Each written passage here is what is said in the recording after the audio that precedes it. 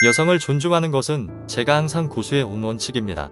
그는 한때 영화계의 거물이자 TVB의 막강한 총경리로서 수많은 명예와 함께 커리어의 정점에 서 있었습니다. 하지만 그 화려한 후광 뒤에는 수많은 스캔들이 뒤따랐습니다. 바람기 다분한 본성과 거침없는 언행은 적지 않은 사람들에게 원한을 샀습니다. 그러함에도 불구하고 그는 특유의 영악함과 교묘한 수법으로 위기를 모색하며 자신의 지위를 유지했고 경력을 통째로 삼킬 법한 문제들로부터 늘 빠져나갔습니다. 왜 그의 60세 환갑 잔치에서 며느리는 공개적으로 소란을 피워 하객들 앞에서 그의 체면을 완전히 구기게 만든 것입니까?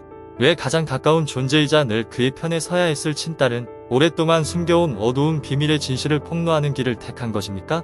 과연 그는 권력의 왕좌를 계속 지켜낼 수 있을까요? 아니면 모든 것이 무너지기 시작한 것일까요? 오늘 저와 함께 홍콩 연예계의 거물급 인사인 증지위의 잘 알려지지 않은 이면을 파헤쳐 보겠습니다. 딸의 첫 경험을 반드시 결혼 날까지 지킬 필요는 없다. 이것은 증지위가 딸에게 가르쳤던 연애관입니다. 그리고 어쩌면 첫 경험의 가치를 중요하게 여기지 않았기 때문에 수년 전 그는 운명적인 촬영 장면을 태연하게 조작하여 19세 소녀의 삶을 탈출구 없는 비극으로 만들 수 있었을 것입니다. 1999년 한 영화의 감독직을 맡았을 때 증지위는 여천문에게 매우 대담한 장면을 맡기기로 결정했습니다. 어린 여배우가 여전히 많이 망설이고 있다는 것을 알았던 그는 민감한 부위를 노출하지 않고 허용된 범위를 넘지 않으며 문제가 생기면 즉시 촬영을 취소하겠다는 3가지 약속을 서슴없이 내걸었습니다. 하지만 그녀는 이 모든 것이 정교하게 짜인 함정일 줄은 꿈에도 몰랐습니다. 촬영이 시작되자 상대 남자 배우는 카메라 앞에서 선을 넘는 부적절한 신체 접촉을 시도했습니다. 여천문이 고통스럽게 비명을 지르며 도와달라고 몸부림쳤음에도 불구하고 증지위는 가장 사실적인 영상을 얻기 위해 모니터 뒤에 냉정하게 앉아 상황이 계속되도록 방관했습니다. 그의 눈에 이것은 그저 단순한 영화 장면일 뿐이었고 그는 보기 드문 예술적 순간만을 기다리고 있었습니다. 모든 일이 너무 늦어진 뒤에야 증지위는 이 상황을 감지했습니다. 촬영장에 들어서자마자 그는 옷이 흐트러진 채 떨며 조수를 껴안고 울음을 터뜨리는 여천문을 보았습니다. 그때는 누구나 비극이 일어났음을 이해할 수 있었습니다.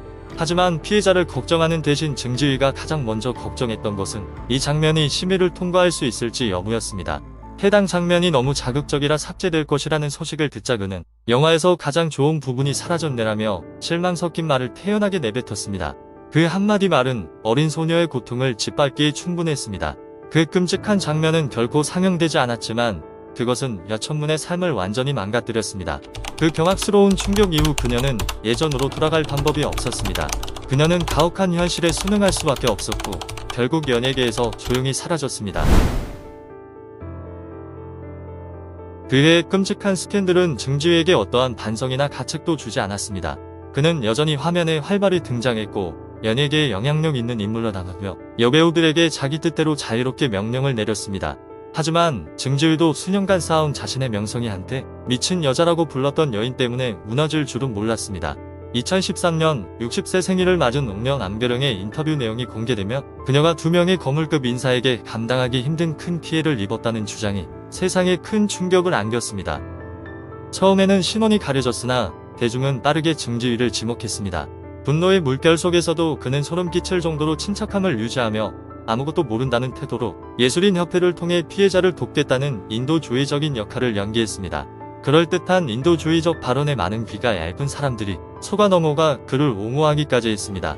하지만 갈수록 더 많은 사람이 의문을 제기하기 시작했습니다. 정말 무죄하면 왜 증지위는 처음부터 관련성을 부인하기에 급급했습니까?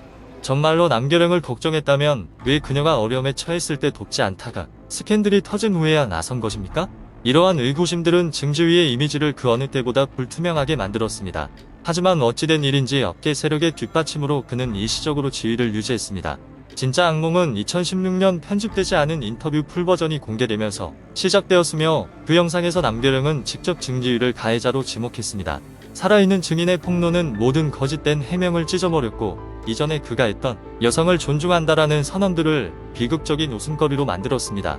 사건은 모델 게이 데모 한영화가 증지위가 침해자일 뿐만 아니라 권력형, 포주 역할까지 했다고 공개적으로 폭로하며 정점에 달했습니다. 그는 자신의 수하에 있는 여배우들을 수시로 이용해 자원과 권력을 얻기 위한 다른 거물들과의 거래 도구로 삼았습니다. 증지위는 억울한 표정으로 서둘러 기자회견을 열어 모든 혐의를 부인했지만 가장 날카로운 질문들 앞에서는 침묵을 택했습니다. 결국 남계령은 수년간의 정신적 상처를 견디다 못해 법적 가치가 있는 증언을 제공할 만큼 온전한 정신 상태를 유지하지 못했습니다. 홍콩 경찰 또한 그를 기소할 충분한 물적 증거를 확보하지 못했습니다. 한영화 역시 폭로에 나섰지만 자신이 관리하는 여배우들을 보호하기 위해 확실한 증거를 제시할 수 없었습니다. 그렇게 남계령이 세상을 떠나면서 이 사건은 서서히 망각 속으로 가라앉았습니다. 과거 충격적인 성추문의 유령들이 세상에 드러난 이후 증지위의 실체는 가장 가까운 지인들의 폭로를 통해 더욱 일그러진 모습으로 변해갔습니다. 사람들은 이 거물이 촬영장에서나 방탕한 줄 알았으나 친딸 증부위가 들려준 그의 일상 속 변태적인 면모는 대중을 진심으로 경악게 했습니다. 한 TV 프로그램에서 증부위는 관객들 앞에서 아버지의 기이한 습관 하나를 갑작스럽게 공개했습니다. 그녀는 아버지는 제 방에 들어올 때 옷을 하나도 입지 않기도 하고 가끔은 방 안을 벌거벗은 채 뛰어다니기도 합니다라고 아무렇지 않게 말했습니다. 더욱 충격적인 것은 그의 기괴한 습관을 확인해준 사람이 딸뿐만이 아니라는 사실입니다. 증지위의 절친한 친구인 가수 알란탄 또한 그가 집 안에 있을 때 옷을 전부 벗고 있는 습관이 있다고 확인한 바 있습니다. 증지위는 부끄러워하기는커녕 이를 편안함과 관련된 개인적 취향이라며 태연하게 인정했습니다. 하지만 증지위의 변태성은 집안의 내벽 안에만 머물지 않고 장난이라는 명목하에 공석인 행사장에서까지 뻗어나갔습니다. 손에 쥔 절대적인 권력을 이용해 그는 여성 동료들을 자신의 저급한 욕망을 채우기 위한 장난감처럼 취급했습니다. 대표적으로 2010년 한 파티에서 증지위는 여배우 구혜민의 반대에도 불구하고 공개적으로 그녀를 끌어안고 키스를 퍼부었습니다. 거기서 멈추지 않고 그는 사람들 앞에서 그녀의 드레스를 벗기려고까지 시도했습니다. 이 난처한 상황에서 구혜민은 갈등을 피하기 위해 억지로 손으로 몸을 가리며 방어할 수밖에 없었습니다. 그러나 구혜민이 강하게 반응하지 않는 것을 본 증지위는 곧장 다음 목표인 주마천에게 화살을 돌렸습니다. 이번에 그는 대담하게 손을 뻗어 그녀의 겉옷을 낚아챘으나 돌아온 반응은 예상과 달랐습니다. 구혜민과 달리 주마천은 참지 않았습니다. 그녀는 즉시 그의 뺨을 세게 후려쳤고 그제야 그는 정신을 차린 듯 보였습니다. 사건 이후 언론이 그의 행동에 대해 질문하자 증지위는 우리는 친구 사이라 그저 장난 좀 친 것뿐입니다. 별일 아닙니다라며 대수롭지 않게 웃어넘겼습니다. 마치 그런 행위들이 전혀 심각하지 않다는 듯 가볍게 던진 한마디였습니다. 하지만 대중은 쉽게 속지 않았습니다. 많은 이들이 의문을 제기했습니다. 무엇이 증지위로 하여금 결과에 대한 두려움 없이 그토록 당당하게 행동하게 만든 것일까요? 그 답은 그의 가문 배경에 있습니다. 증지위가 수십 년 동안 홍콩 연예계를 휘젓고 다닐 수 있었던 가장 큰 버팀목은 바로 그의 아버지 증계영이었습니다. 증계영은 평범한 인물이 아니었습니다. 그는 당시 홍콩 경찰 내에서 막강한 실세였으며 지위상으로는 당대 가장 권력 있는 4대 가문 바로 다음가는 인물이었습니다. 권력과 비호 속에서 자란 증지위는 지위를 이용해 타인을 압도하고 조종하는 법을 일찍 잊긴 알았습니다. 무엇보다 그는 뒤를 봐주는 세력만 있다면 무슨 짓을 해도 아무도 자신을 건드리지 못할 것이라고 믿었습니다.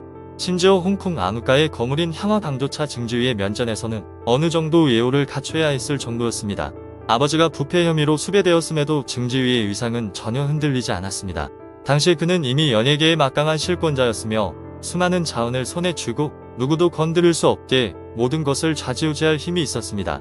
그 견고한 발판을 바탕으로 증지위는 수년 동안 연예계를 채집안방처럼 활보했습니다. 그는 권력의 정점에 서서 어떤 방해도 받지 않고 풍문을 일으키는 존재처럼 보였습니다. 하지만 사람 앞날은 한치 앞도 모르는 법입니다. 그에게 인과응보를 안겨준 이는 업계의 거물이 아니라 전혀 위협적이지 않아 보였던 후배 용조아였습니다. 연예계에서 무소불위의 권력을 휘두르던 증지위도 결코 난공불락의 존재는 아니었습니다. 2001년 9월 생각 없이 내뱉은 말 한마디가 큰 화를 불렀습니다. 단순히 용조아의 외모를 비하했다는 이유로 그는 정체불명의 괴한들에게 얼굴이 변형될 정도로 폭행당해 중태에 빠져 입원했습니다. 대중은 이것이 용조아의 수양 아버지인 양수성 세력의 교육이었다고 암묵적으로 이해했지만 증지위는 법적 증거가 없어 속수무책으로 굴욕을 삼켜야 했습니다. 하지만 외부 적에게 당한 치욕도 집안 사람인 며느리 장가애가 날린 치명적인 일격에 비하면 아무것도 아니었습니다. 증지위의 권력을 과시하기 위한 호화로운 60세 생일 파티는 장가희가 하객들 앞에서 노교위와 공개적으로 키스를 나누면서 그의 인생 최대 망신살이 뻗친 자리가 되었습니다. 이 행동은 그의 아들에게 공개적으로 불륜의 상처를 준 것일 뿐만 아니라 권력 있는 TV 총경리의 위신에 대한 직접적인 모욕이었습니다. 그러나 일은 여기서 끝이 아니었습니다. 악명 높은 키스 소동 이후 장가희는 파티 도중 증지위의 수많은 애정, 행각과 스캔들을 직접 폭로하여 여회장 전체를 충격에 빠뜨렸습니다. 증지위는 60년 동안 쌓아온 자신의 이미지가 단 하룻밤만에 완전히 무너질 줄은 상상도 못했습니다. 증지위는 미친듯이 사실을 부인하며 미디어 권력을 이용해 합성 사진이라거나 사교적 인사였다는 변명을 늘어놓았지만 그 가문의 방탕한 사생활은 이미 천하에 드러났습니다. 그가 직후에 아들 증국유를 강제 이혼시킨 것은 내부에서부터 썩어 들어가는 제국의 마지막 자존심을 지키려는 필사적이고 절망적인 시도일 뿐이었습니다. 비록 현재 증지위가 노련한 여론 조작 실력을 앞세워 TVB의 권좌를 고수하고 있으나 후배들과 가족들로부터 이어진 연쇄적인 타격은 피할 수 없는 인과응보의 법칙을 증명했습니다. 이제 증지위라는 우상은 영광의 상징이 아니라 가장 가까운 이들에 의해 마지막 가치마저 짓밟힌 채 붕괴 직전에 놓인 추악한 폐허에 불과합니다. 증지위가 예전처럼 굳건히 버틸 수 있을까요? 아니면 모든 것이 무너지는 것은 시간 문제일 뿐일까요? 증지위는 존경받는 영화계의 전설입니까? 아니면 권력을 이용해 약한 여성들의 삶을 짓밟고 조종한 가해자입니까? 예술적 후광이 도덕적 오점을 결코 씻어낼 수 없다고 믿으신다면 지금 바로 좋아요와 공유를 눌러주십시오.